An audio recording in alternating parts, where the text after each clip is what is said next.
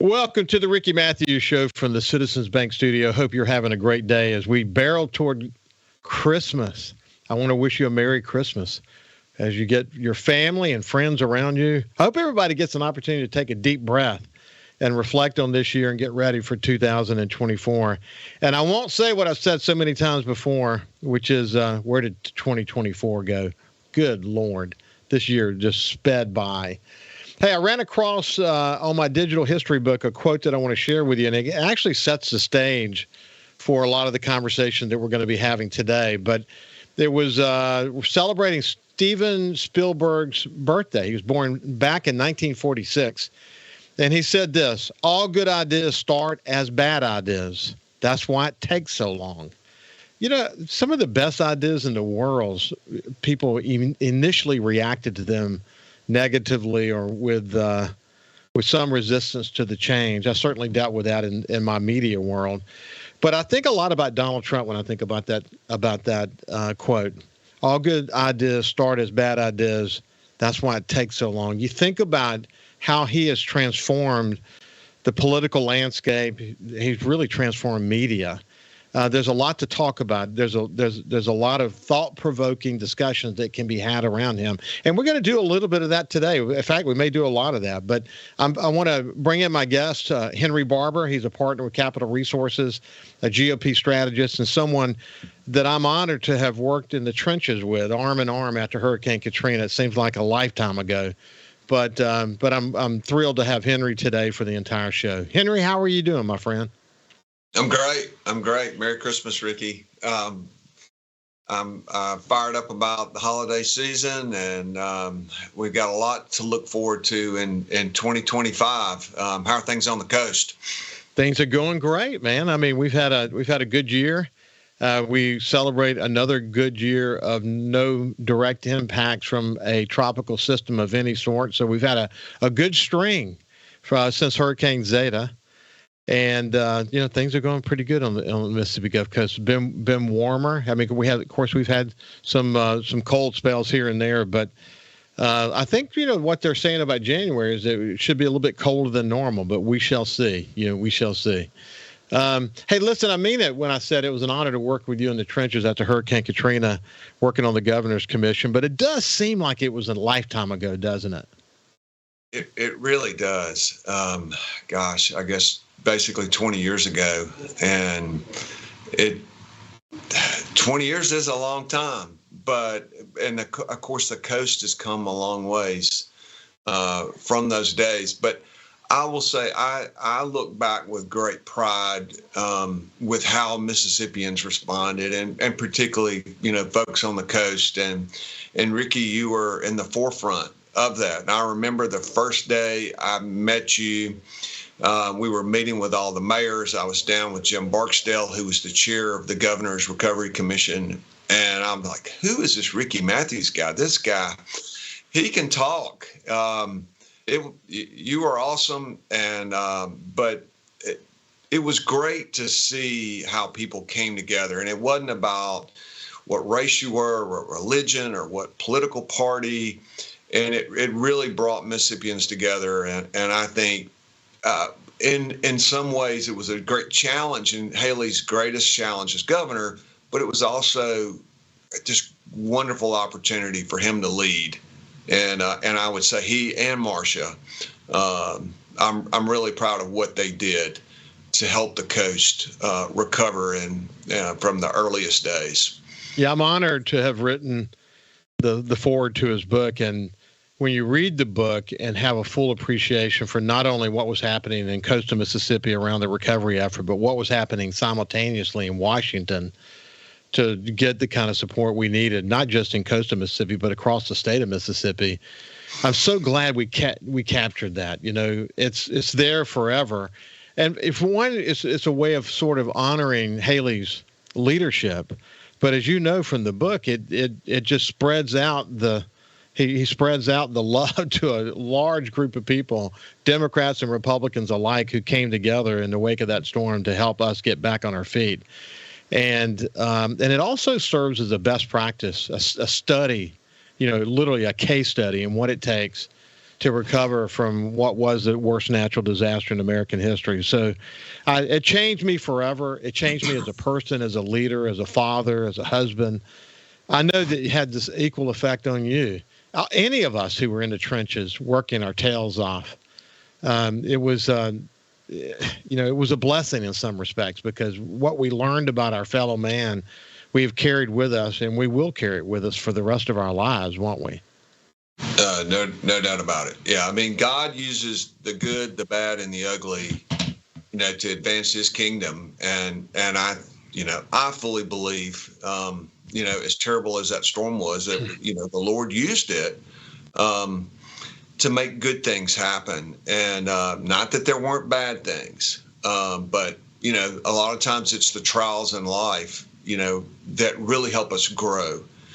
And I think that was the case for the coast in Mississippi, and I think it's looking at the country right now and kind of what we've been going through the last several years, it's been a trial.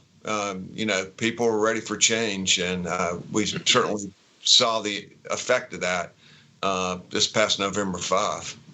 Hey, listen, we were chatting before the show started. You recently attended Clark Reed's funeral. We ended up getting into a conversation about Victor Marver, who was also really a stalwart in the Republican Party. Jeannie Lucky, who passed away recently as well. And going back to the early days after Katrina, you and I were chatting. Victor Marver was often at many of the meetings that we were at, and he was always someone. He's good friends with my wife's family, so he felt, I think, somewhat drawn to me just because of that connection, but also because of our work on the Governor's Commission. He was always eager to reach out and say, is there anything I can do to help you? And did it with grace, and just an amazing man. And then Jeannie Lucky, I just had her on my show. What an amazing, talking about resiliency. She defined resiliency. And then, of course, Clark Reed. I mean, has there ever been a leader in this state in the Republican Party, or just in general, who had more of a widespread impact than Clark Reed? So you got three people, all of those, are part of the conversation. What comes to mind when you think about them? Well, you think of people who are willing to lead and not afraid to lead and to do the right thing. And it's not about them. Today we see too many people who just seem like grifters. And these are people who love the country, and their lives showed it. Jeannie and I served for 14 years together on the RNC and became really close friends. And I'm so proud of her and what she accomplished, not just for the party, but for the state of Mississippi and for colleges and universities and her family, and just love Jeannie Lucky and Alwyn and Clark Reed. I just say he's a political legend. I'm a political operative. I run campaigns, and that's what I've done. And for decades, I would get these phone calls from what John Meacham wrote as a mumbled drawl. And Clark would say, hey, boy. And then you're like, you better listen closely, because it's really hard to understand what on earth Clark is saying. But he just was always an encourager. And amazingly, into his 90s, he was still involved with what was going on in campaigns and politics. And so I'm indebted to him. Victor Marver, you used the word earlier, gracious, describing Victor Marver, and I think that's the perfect word for him. He and Mrs. Marver, just the best people, and just an indication of the kind of folks the Marvers are. When I was at Clark Reed's funeral in Greenville, Mississippi, not close to the coast, by the way, I walk in the church, and there is a row full of Marvers. There were 3 of the daughters, 3 of the sons, and a son-in-law, all there to honor Clark Reed and the relationship that their father had with him. And that just tells you so much about the Marver family. It's pretty amazing. Yeah, well, it really, I mean, I'm not surprised to hear that. That's the kind of legacy he left. And this is very special. There was this time in my conversation with Jeannie Lucky. First of all, it was a terrific conversation. For people who might have missed it, you can go to Facebook or YouTube and just do a search on Jeannie Lucky, the Ricky Matthews Show. You'll be glad you did, because it's very inspiring. But there's a point after her accident where she's, dealing with all these physical limitations. And you would think she would whine about her position, what the fact that she was facing that. And her reaction was she realized how lucky she was, that some people have it so much worse than her. And she approached her life that way. And I'm like, wow, what she just said was so powerful. I hope people heard it. When we come back on the other side, we'll continue our conversation with Henry Barbour. We'll see you after this.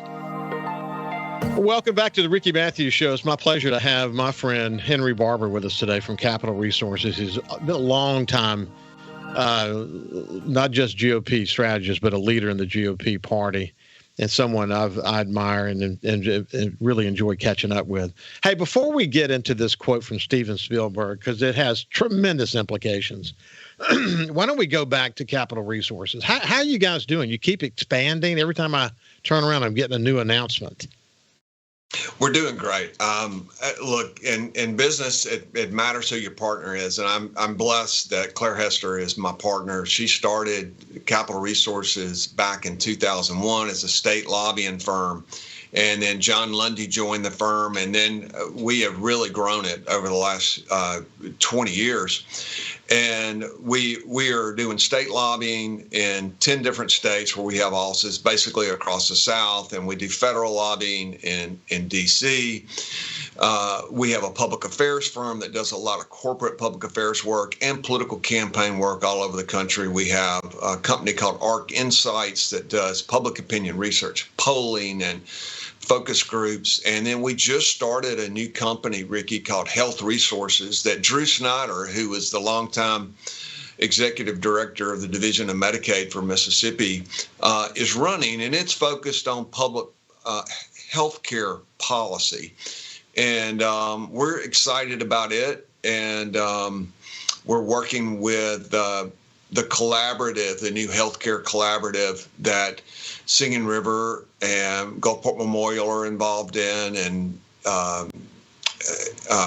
so we're a lot going on with Capital Resources and a lot of growth. We've been blessed. Well, congratulations on your success. That is for sure. So, coming back to this quote from Steven Spielberg, all good things, all good ideas start as bad ideas.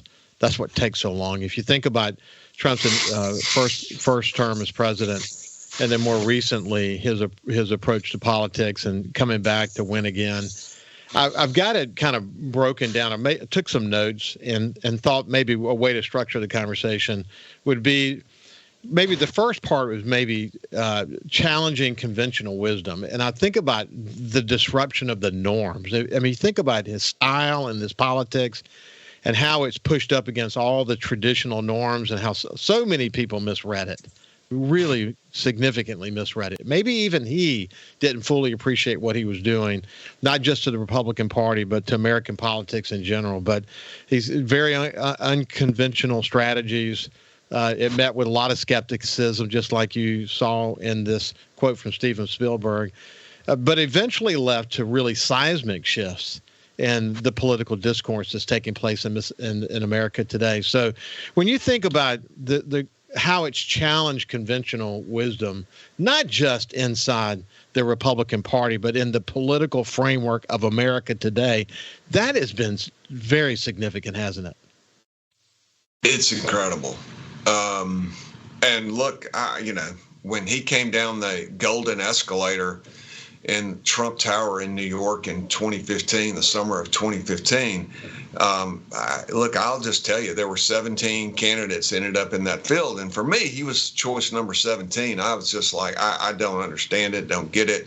My father, on the other hand, was kind of enamored with him. And I've got some other friends who were really enamored with him. And obviously there were a lot of voters when the debate started.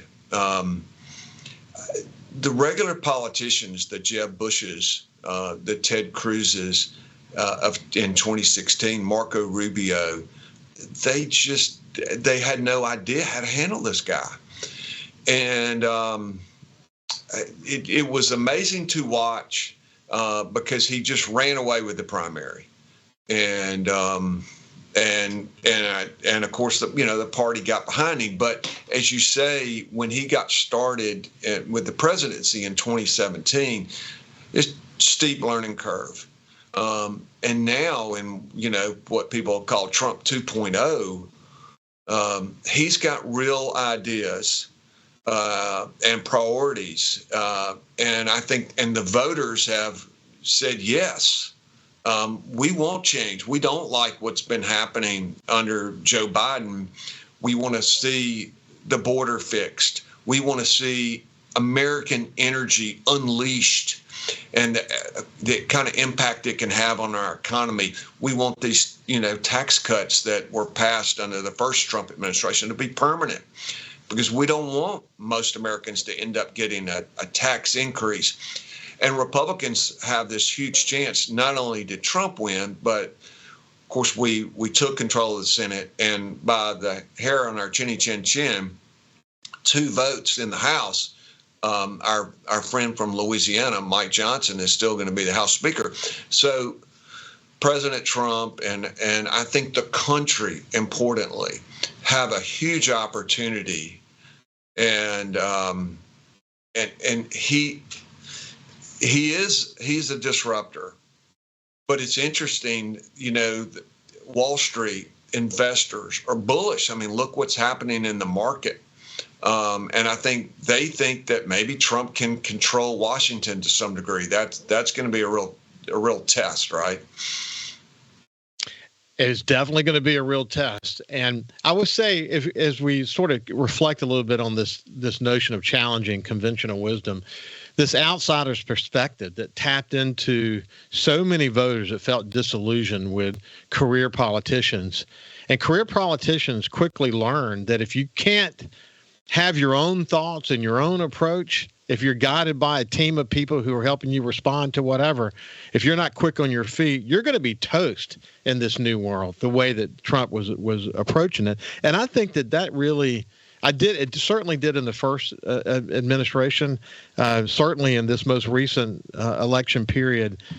It appealed to people, again, that this outsider who's going to do things unconventionally was something people wanted, and they still want it. And if anything, they want it even more than they wanted it in 2016. Yeah, there's no question. And I think, after the last 4 years, things haven't been great. And Ricky, what's amazing is, Trump he's almost like he is the president already. He is meeting with world leaders. He's the guy representing us at the opening of Notre Dame. He's sitting down with Trudeau and Macron and Zelensky and Prince William. And, when people have questions about Putin and Ukraine, are they going to Biden or are they going to Trump? And Trump is so comfortable talking about it. It's fascinating. In essence, Ricky, he's kind of gotten an extra, 70 days of, being president. Yeah, he has. And you think about the preparation time and how he's used this time to be way ahead as it relates to cabinet picks and conversations around the cabinet picks and the politics surrounding that. That in itself has been something to watch.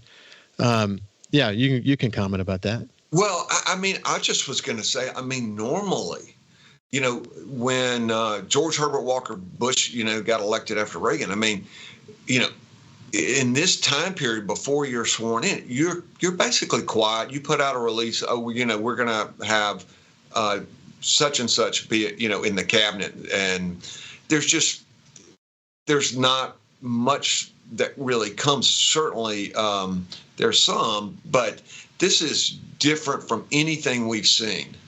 Certainly, that I'm aware of in my lifetime. And part of it is it's just a combination that the country is ready for Biden to be gone. Biden kind of seems like he's ready to be gone. I think his pardon of his son has weakened him. And Trump has got his foot on the gas, and he realizes he only has one term to serve, and he knows this first 2 years he's got the Republicans in control of the agenda in the House and the Senate, and that way he can focus on his highest priorities, which I would say are the border and energy and making the tax cuts permanent, and I think trying to keep us out of trouble abroad and being stronger abroad, and a lot of opportunity. I think we got to be smart about it, and I think, if we're looking at the budget and we're looking at reconciliation, I think I like Thune's approach more than the House's approach. Let's focus on the issues that Republicans tend to agree on, and in energy and immigration, lead there. I think if we lead on taxes and tariffs, we have more of a split in the party there, with sort of the populist wing, which is more Trumpian, versus, I'll say, economic conservative. So there's a lot of details there. When we come back on the other side with Henry Barbour, I want to discuss this. This came from a podcast with Joe Rogan and Brett Weinstein. But Brett Weinstein said he was surprised there's enough democracy left for Trump to upend the plan. I thought that was a great way to say it. Democracy is an amazing thing, isn't it? When we come back, we'll continue our conversation with Henry Barbour. Welcome back to the Ricky Matthews Show from the Citizens Bank Studio. We're visiting with Henry Barbour today from Capital Resources, and longtime GOP strategist, and he's been heavily involved in the Republican Party for a number of years. He's in a great position to really have a bird's eye view of all the changes that are taking place as a result of Donald Trump's leadership. As I mentioned before we went to the break, excuse me, I have a frog in my throat. Brett Weinstein was on the Joe Rogan show, and he said that he was surprised there was enough democracy left for Trump to upend the plan. I love the way that he said that, and I think there's a lot of truth to that. And that's just a lot. I mean, that's one of the reasons why a lot of voters went with Trump, because they sensed there was a machine there working around Biden and, of course, Kamala Harris, and that they had this plan. And somehow Trump was able to go in there and upend their plan. But it is a machine, isn't it, my friend? Yeah, it is a machine. And I think one of the things that not only helped Trump beat Kamala Harris this fall, but actually, if you think back to just after the 22 election, and DeSantis had emerged as the real threat. And frankly, he was leading in the polls. But one of the things that happened that I think is in sync with that quote is prosecutors started going after Trump. And look, Trump has done some things that I don't agree with, but it became pretty darn clear that a lot of these prosecutors were going after him on what I think were, bogus claims. And and it just helped him take off, because I think a lot of voters saw exactly that wait a minute, the fix is in, and we kind of like this guy. I have heard Trump described as, America's middle finger to Washington. And, people are kind of fed up with the institutions that are supposed to serve them well. And people get tired of knowing we've got $29 trillion worth of debt, which I will say is a real threat to our prosperity. There's a little bit of the fixes in. I will say this, though, Ricky, that there's always a lot of talk, and there was a lot of talk in this last election cycle about, democracy is at risk, and you could kind of hear it from both sides, I'll say.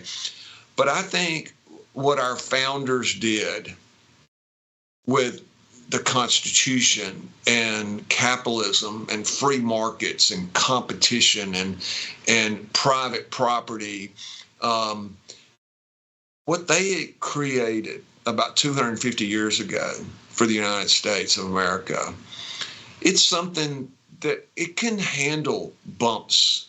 It can handle challenges and disruptions. And I think it has really served us well. And so I'm an optimist, for America for the long haul. We've got big issues we need to deal with. And President Trump and Republicans in the House and the Senate, they need to stay focused on good public policy. What are the things that we can get done to help unleash our economy, make our military stronger, and hopefully, deal with some of the waste and fraud and I'll say entitlements that are out of control and causing great damage and causing even more damage with an environment of higher interest rates where we have to pay more to have, say, $30 trillion worth of a deficit debt. So, Henry, let me offer up a view, and you tell me how you feel about this, and give me your thoughts on it. But I was I'm not a member of the Republican Party or the Democratic Party. If I have to describe my politics, I'm center right. But see, even if you're a Democrat, lots of people would describe them as being center left. Most of America, as you know, are somewhere right there in the middle, and the polarizing ends too often have been defining what the debate needs to be, and that's unfortunate, and a lot of that's being driven by media and so on. I was critical of Trump after January the 6th. I thought that he didn't act fast enough, and all of that. There's still things about January 6th we're still learning, and the more we learn, the more doubt in my mind there is about what actually happened on January the 6th.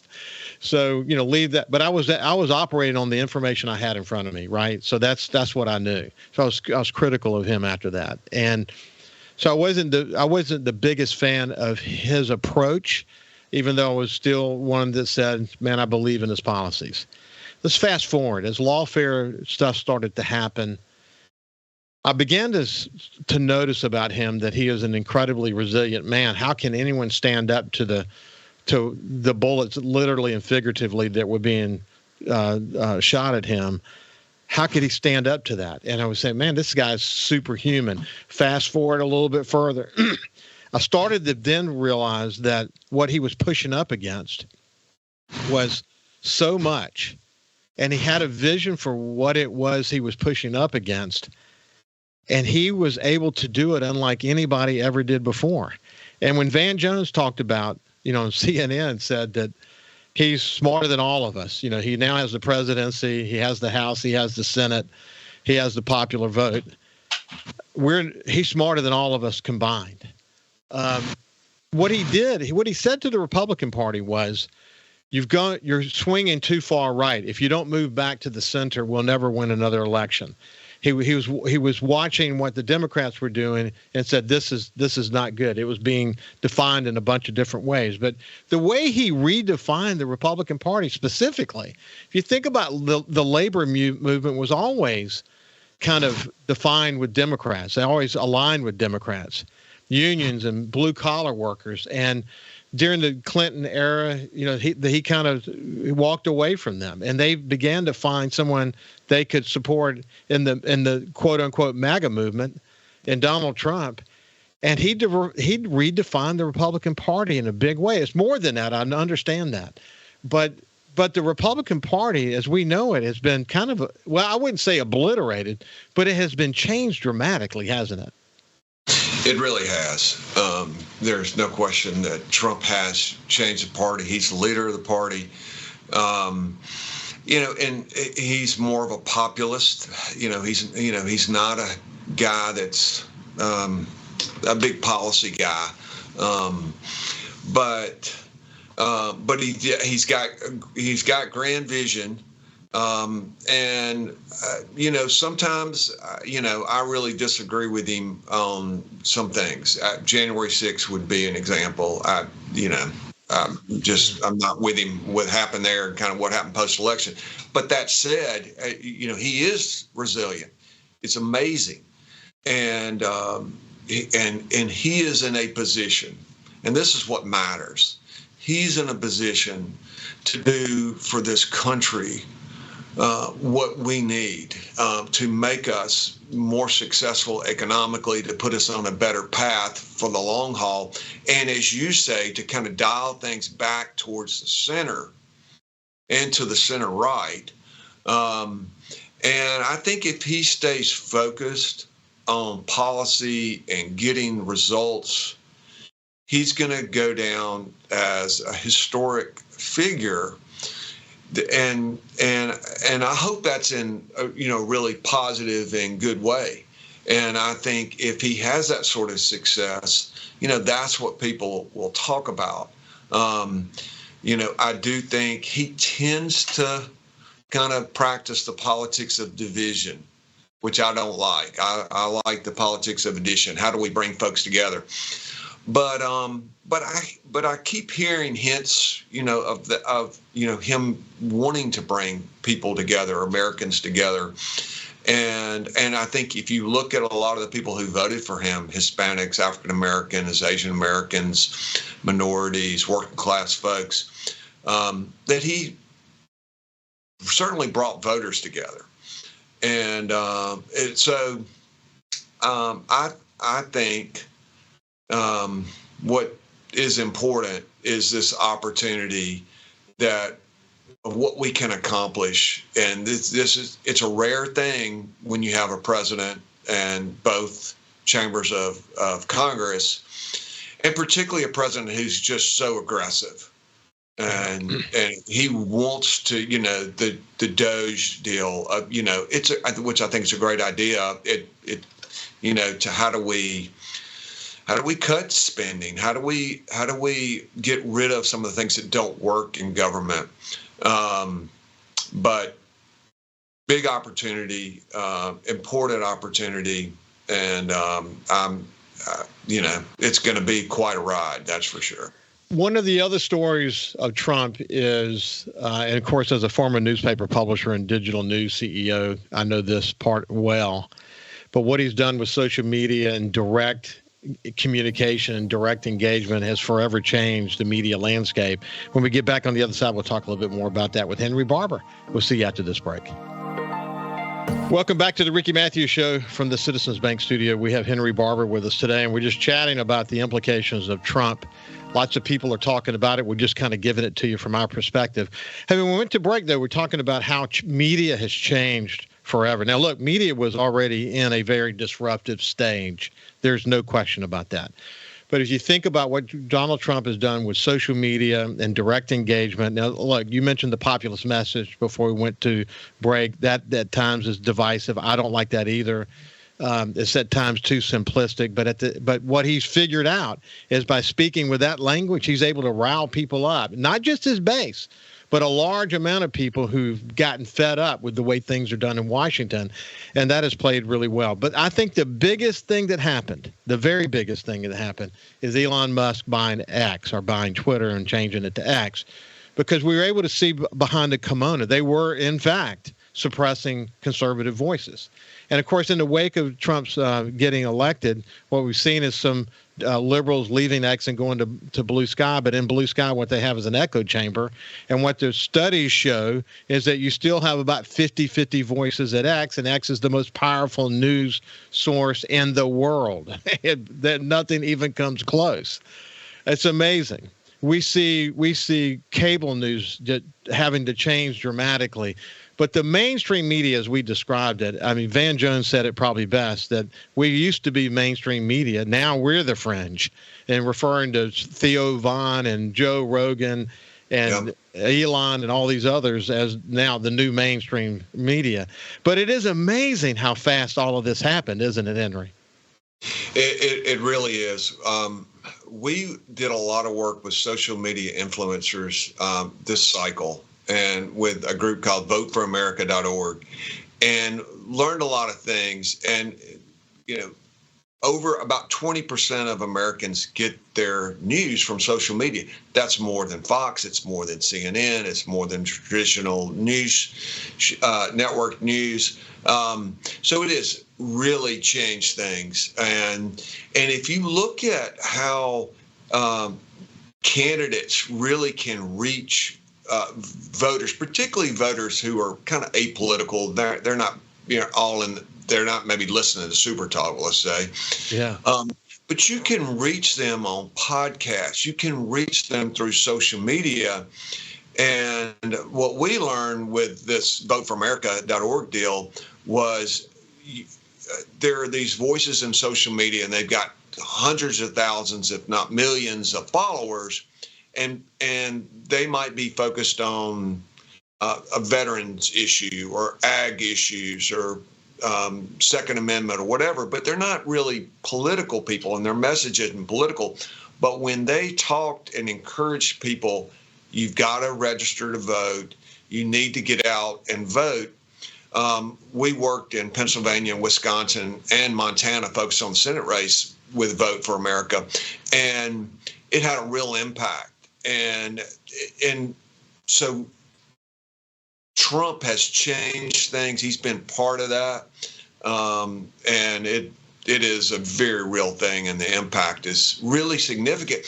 And I will say, too, most political campaigns spend lots and lots and lots of money, buying TV ads. They spent almost $500 million in the Ohio Senate race, the most expensive Senate race. But you can reach people, voters, so much more efficiently through social media. It's hugely different, but politics hadn't quite figured it out. I will say corporate America has figured it out much faster than political campaigns. There's no doubt about it. As it relates to get out the vote, I don't know that I heard an interview with Laura Trump or with Elon Musk, certainly in the days leading up to the election, where they weren't talking about people registering to vote and get out the vote. But man, when you say that, I mean, that machine that was built around get out the vote for the Republican Party, something that wasn't there the last time, and certainly not at this level, by far, not at this level. It's significant, isn't it? It's huge. And you look at a state like Pennsylvania that I think everybody expected was going to be deliberative in this race. There were 500,000 licensed hunters and gun owners in Pennsylvania who were unregistered, did not vote. And a lot of progress was made. There's more that needs to be made going forward, but that effort to get people involved, and I will say reaching them with people who they trust through social media and they've developed a relationship with, but who aren't political, because those folks aren't listening to Joe Rogan. They're not listening to Laura Trump, but they are listening to maybe a Navy SEAL guy who talks about veterans issues all the time, or whatever, just normal American issues. The other thing that stands out is kind of redemption for Fox News in a way, because Fox News was made out to be the bad guy. And like, for example, their coverage of the border, they were showing us every day what was happening there. And the other media was saying, don't believe your lying eyes. There's redemption in that, isn't there? Yeah, that's right. And the redemption that Trump wants is success. He wants, his redemption, or you can use the word revenge, to be success for the country. And I will say, whether you're a Republican or Democrat, that's what you ought to want, is success for the country. There's no question about that. Henry Barbour, it's been great. We need to get you back more often. In fact, we will, because as we get into this administration, there's going to be so much to talk about, and you can't do it in sound bites. You need a whole show so you can chat about it. You know what I'm saying? 100%. You're the best. It's been a pleasure. Listen, have a great day, and we'll see you tomorrow. Merry Christmas.